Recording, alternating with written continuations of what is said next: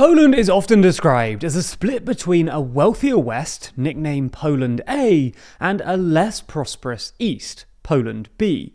In fact, it's so well known in Poland that people have a phrase for it, widać zabory, which means you can see the partitions.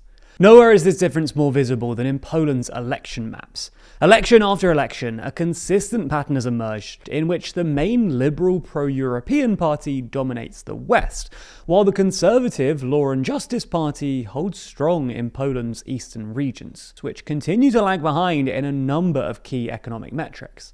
So in this video, we're going to explain these persistent East-West differences and see whether these divisions have eroded away at all over time.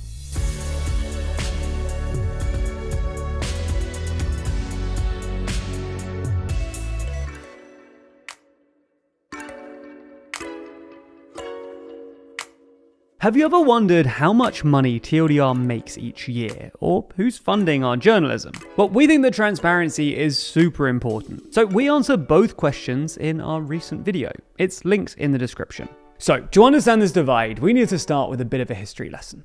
Once part of the powerful Polish-Lithuanian Commonwealth, in the late 18th century, Poland essentially ceased to exist.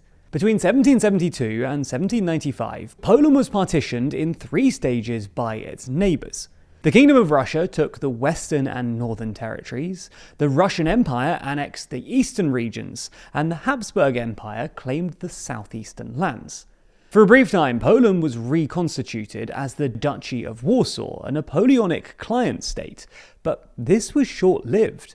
Then in 1815, the Congress of Vienna created Congress Poland, a constitutional monarchy in personal union with Russia, which over time tightened its control, suppressed any uprisings, and reduced Polish autonomy.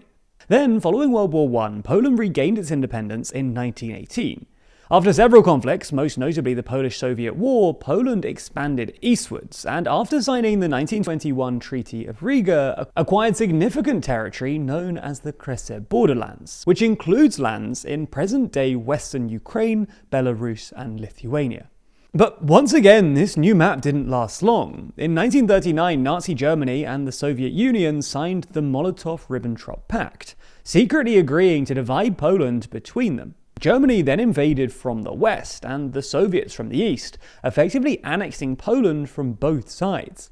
After World War II, Poland's borders were redrawn yet again, this time permanently. The Allies forced Poland to cede its eastern Kresy territories to the USSR. In exchange, Poland was given the former German territories in the west, and the southern East Prussia, home to large cities like Wrocław and Gdansk, effectively creating a new western frontier. One of the major features of this territorial swap was one of the largest forced migrations in European history.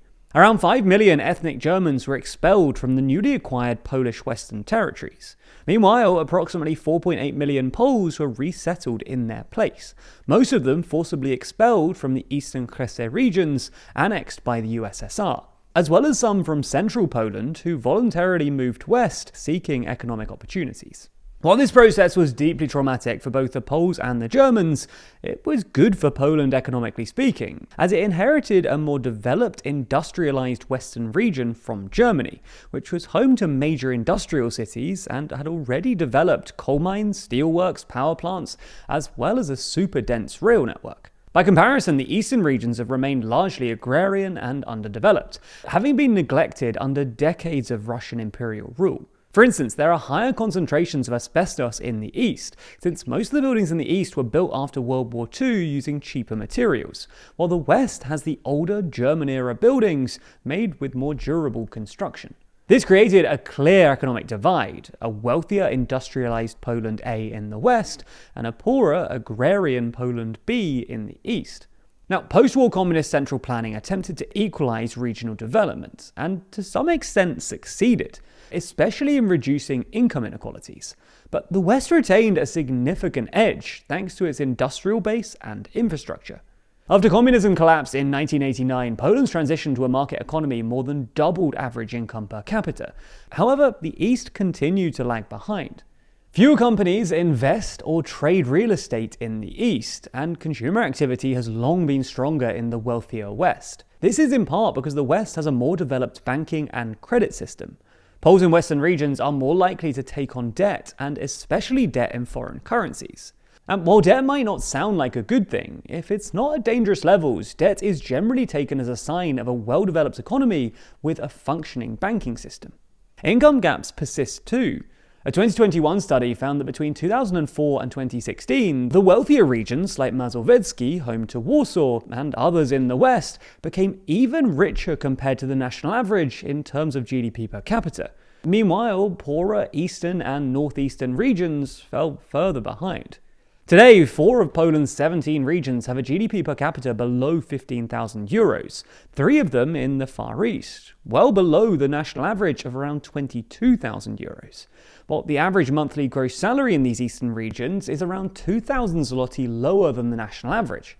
In fact, a handful of poorer rural eastern regions have lost more than a tenth of their population since 2011, as young people move west in search of better economic opportunities, reinforcing the idea of a two-speed Poland, divided starkly among former colonial lines. The East-West divide in Poland isn't just economic, it's also cultural. The East remains traditional and conservative, while the West leans more socially liberal. For example, in Western regions, the share of self-declared Catholics has dropped sharply in the last decade.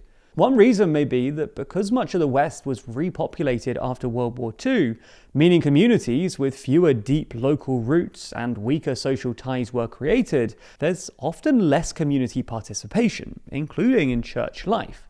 This cultural contrast is reflected in the politics too. While the West often supports liberal, pro-European policies, parts of the Southeast have declared themselves LGBTQ-free zones, aligning closely with the socially conservative Law and Justice Party and its strong ties to the Catholic Church, whose endorsed presidential candidate won this May's election, achieving his best results in the poorer southeastern regions. That said, perhaps we are oversimplifying things a bit, and it may not be as simple as wealthy West and struggling East anymore. For example, EU investment, particularly through the Cohesion Fund, has greatly improved infrastructure. Modern highways and rail now link the two halves of the country far better than before.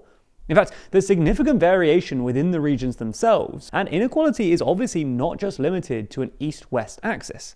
For instance, suburbs near major cities have seen significant population growth, pointing to a trend of suburbanization and a deepening rural-urban divide across the country. Nonetheless, while Poland's divide may have eroded slightly over time and new patterns emerged, divisions still clearly exist, not just on the economic front, but also politically and culturally too. Everything we've discussed in today's video plays into a broader sense of uncertainty in the world at the moment. And who's so often at the middle of all of that? Well, the United States. So in the next issue of our magazine, Too Long, we're discussing this geopolitical shift and whether we're currently observing the end of the American order. In that section, we discuss everything from the collapse of democratic norms in the US, to the decline of American soft power, to issues with the US economy, or the battle for universities, before discussing who could potentially take over in a post-American world. So if you want to find out what we really think, now's your chance. It's not just the US though. This issue is our longest ever at 78 pages, full of our very best journalism and analysis. So we also get into why Germany's military might is growing, if Farage could become the UK's next Prime Minister, why countries are outsourcing their migrants, why the global order is collapsing with Professor James Kerr-Lindsay, and why leaders like Putin and Netanyahu seem to be getting away with it. The magazine has now officially been published, so if you order a copy today, we'll ship it as soon as we can. Or if you select the digital edition, we'll send a digital version of Too Long straight to your inbox. Plus, if you want the very best deal, you should make sure you subscribe to Too Long. That way, not only do you get every issue going forward, but you'll also get 20% off every copy as long as you're a member. On top of that, this week only, if you use code LASTCHANCE20, you'll get an additional 20% off this copy, bringing down the cost from £9.99 to £6.40 for the digital edition, or £13.99 to £8.96 for the physical edition. This really is your last chance too. From next month, all new subscribers won't receive this issue of Too Long, instead having to wait until December's The New Middle East issue. So if you want the reduced subscriber pricing on this issue, this really is your last chance. As we outlined in our recent video on TLDR's finances, TLDR actually made a loss last year, and too long is a big part of our plan to make TLDR profitable in 2025 in order to continue funding the free videos that we make every day. So if you want to be part of that, then head to toolong.news and subscribe today.